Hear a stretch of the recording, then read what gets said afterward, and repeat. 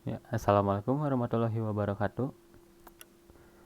Saya Didi Kurniawan sebagai Asdos dari RPL tahun 2021. Di sini saya akan membawakan materi tentang software testing. Apa itu software testing? Jadi software testing itu adalah sebuah metode yang digunakan untuk memeriksa bahwa sebuah software itu sudah mencapai kebutuhan yang diinginkan oleh klien atau pelanggan yang diminta itu sudah bebas dari bug atau cacat. Mengapa software testing itu penting? Software testing itu penting dilakukan, terutama pada saat proses pengembangan software. Nah, ini tuh kalau misalkan ditemukan bug atau error itu bisa langsung diselesaikan saat itu juga. Jadi sebelum software disampaikan ke klien atau customer, sudah bebas dari error atau bug. Lalu keuntungan apa saja dari software testing? Yang pertama itu ada menghemat biaya. Nah, menghemat biaya itu hubungannya dengan yang tadi. Jadi kalau misalkan ada bug atau error yang ditemukan saat software sudah disampaikan kepada pelanggan, ini tuh bisa bisa disebut kacau. Kalau misalkan software itu software keamanan, lalu tidak berfungsi dengan baik, itu kan klien bisa rugi hingga berapa juta atau bahkan puluhan juta. Lalu yang kedua itu adalah kualitas produk. Kualitas produk ini berhubungan dengan kesetiaan pelanggan. Nah, di sini tuh jadi pelanggan tahu nih kalau kualitas produk dari software yang dibuat orang ini tuh udah bagus gitu karena udah terjamin dari kualitas produk sebelum-sebelumnya.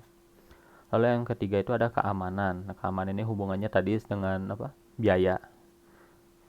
Kalau misalkan di tengah-tengah penggunaan softwarenya rusak, itu kan berarti tidak aman softwarenya. Lalu yang terakhir itu kepuasan pelanggan. Nah, ini masih berhubungannya dengan tadi yang kualitas produk. Selanjutnya itu ada tingkatan software testing. Nah, di sini dapat dilihat pada gambar di samping.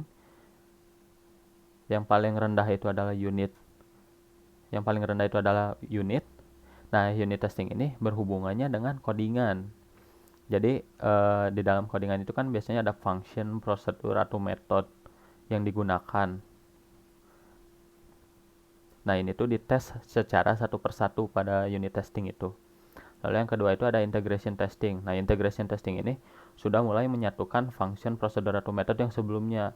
Setelah disatukan menjadi sebuah subsistem, lalu dilakukan kembali tes apakah berjalan dengan lancar atau tidak.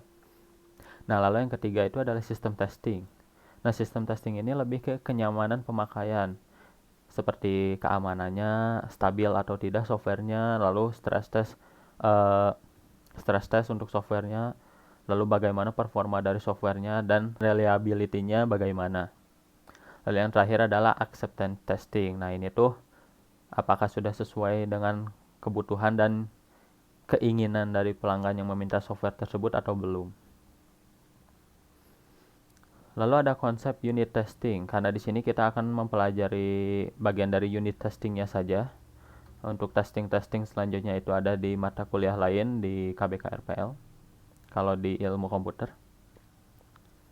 Nah, di sini konsep unit testing tuh tingkat paling pertama, nah, itu paling rendah, paling awal dilakukan itu selalu unit testing, karena tadi berhubungan dengan metode-metode yang ada pada codingan, jadi ditesnya satu persatu itu. Lalu yang kedua, mengatasi error atau bug pada fase pengembangan dan menghemat biaya. Nah, ini kasusnya kayak ke yang keamanan tadi. Lalu ini bisa menjadi dokumentasi juga buat proyek yang dikerjakan. Jadi kalau misalkan oh sebelumnya tuh ada bug di sini. Oh ini udah di fix, jadinya begini. Mungkin saja bisa menghasilkan bug yang lain atau tidak kan. Belum ada yang tahu. Lalu yang terakhir itu ada memverifikasi ketepatan kode yang dibuat. Benar nggak nih si kodenya tuh, si data yang diberikan dan dimasukkan tuh benar nggak sesuai keinginan, seperti itu. Nah, lalu dari unit testing itu ada dua macam testing. Di sini yang pertama itu ada black box testing. Black box testing itu biasanya memeriksa software atau program secara keseluruhan dari luar. Maksudnya dari luar tuh eh, kita ngetesnya tuh secara kayak pemakainya gitu. Apakah fungsinya tuh udah sesuai atau belum. Jadi di sini tuh yang kedua ada memasukkan input dan melihat apakah output sesuai ekspektasi. Nah, misalkan kita buat software kalkulator. Kalau misalkan kita input 2 tambah 2, lalu outputnya tuh yang diharapkan tuh kan 4. Nah, itu tuh keluar 4 atau tidak. Nah, itu. Lalu dilakukan baik secara keseluruhan atau perbagian dari software. Dan terakhir dilakukan melalui tampilan luar. Nah, ini yang tadi secara kayak pengguna gitu. Lalu yang kedua ada white box testing. Nah, kalau white box testing ini kebalikannya dari black box. Kalau black box kita ngelihatnya dari luar, dari black box tuh nggak peduli bagaimana si program bekerja, asalkan inputnya seperti ini dan outputnya harus seperti ini. Itu kalau black box. Kalau di white box ini, kita masukin inputan nih. Lalu kita lihat di program codingannya, si alur kerja si inputannya tuh sesuai yang diharapkan nggak untuk mencapai output yang seperti ini. Nah, biasanya dilakukan pada tiap modul yang ada pada software. Nah, ini untuk referensi yang digunakan pada presentasi ini.